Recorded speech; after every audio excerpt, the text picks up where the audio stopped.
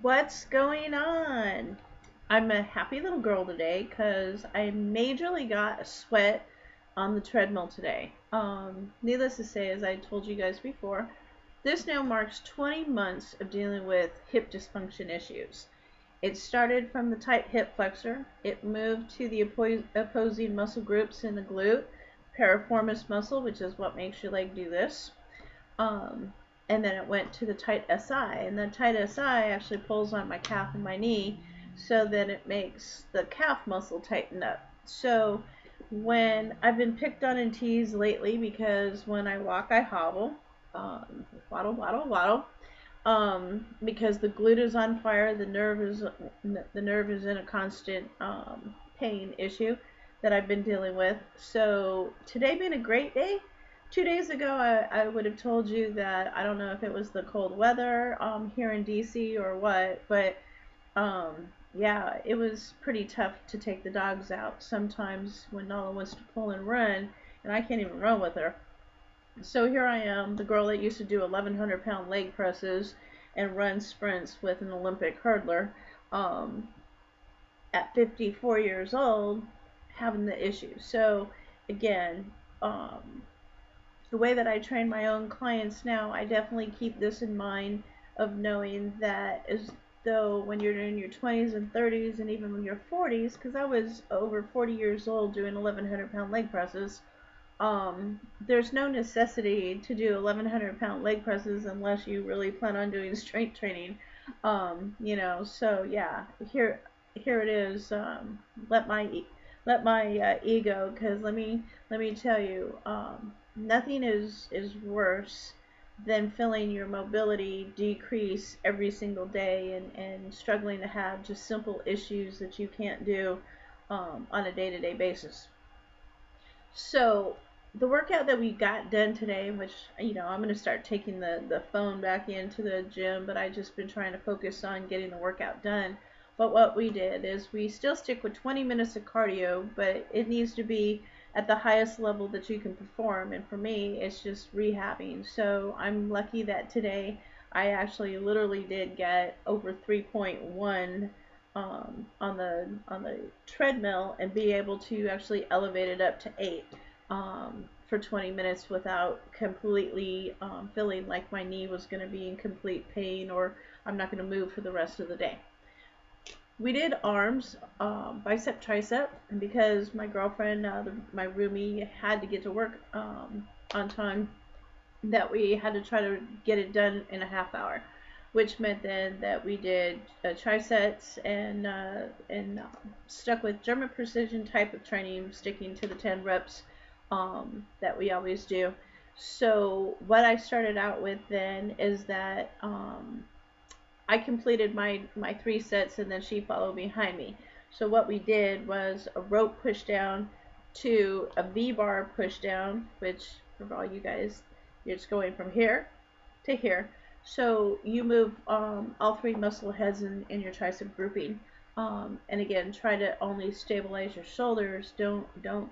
A lot of people just start using momentum.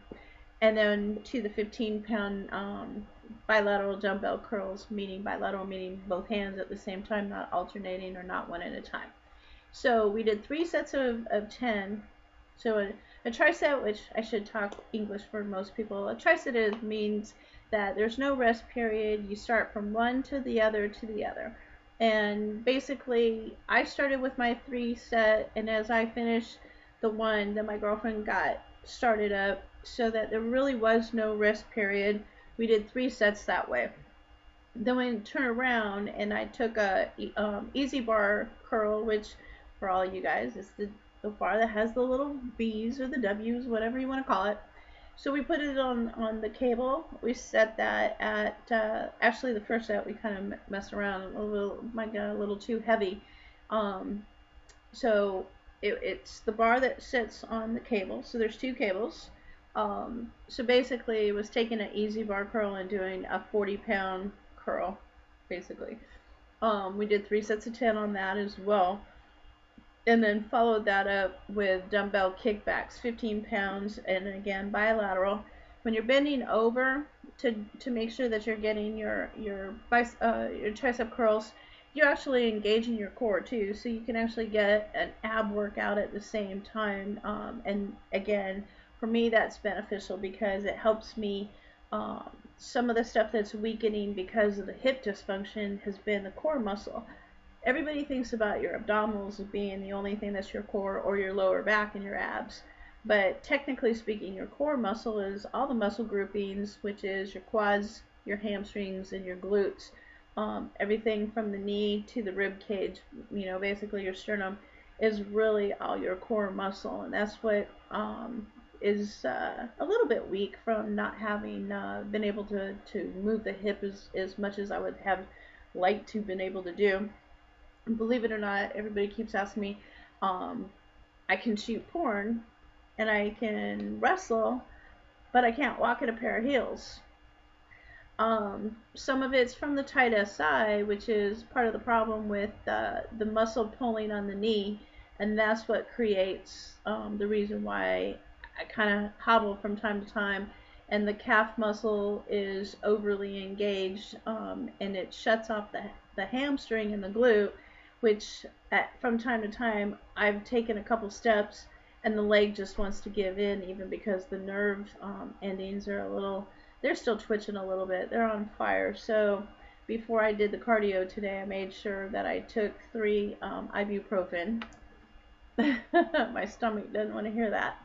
But it helped. So the inflammation, although it's not gone away, it was better today, and I'm not really feeling. I feel the glute a little bit, but I'm not feeling the pulling on the knee too bad. I'm actually even able to halfway sit Indian style and not feel too much. So the goal for tomorrow is that we're highly happy about the Smith machine that just got put in my apartment complex. So we're doing legs tomorrow. So I'm going to attempt, since we have the Smith machine, I can't do freestanding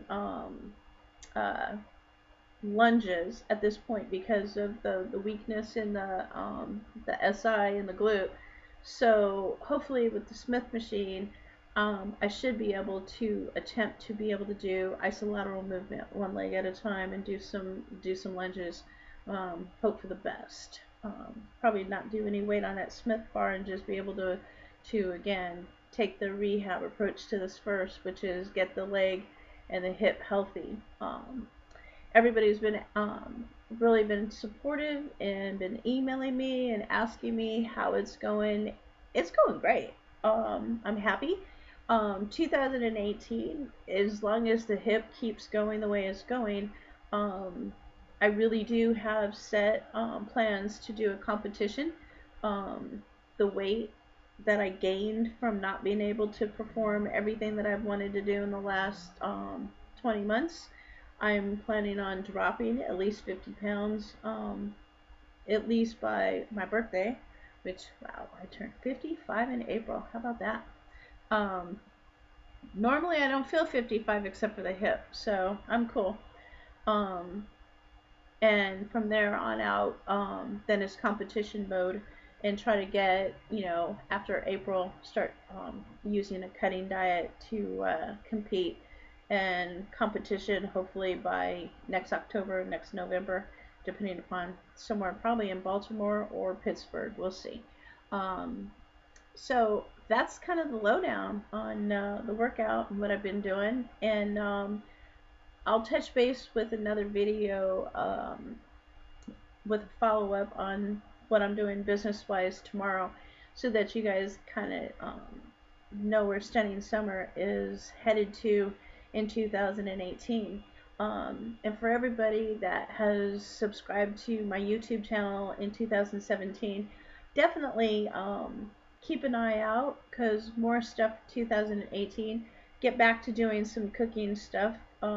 It's been different since I changed apartments and I'm living with roommates now and I'm traveling more and whatever. But I promise to do a lot better on updating the YouTube channel with everything from the cooking to the massage therapies and all that type of stuff. So for everybody who celebrates the holidays, Happy Hanukkah, Happy Kwanzaa, Merry Christmas. And for those who don't celebrate, um, just make the end of 2017, make your goals for 2018, and let's get this a new year, a new beginning, and all is well. Namaste.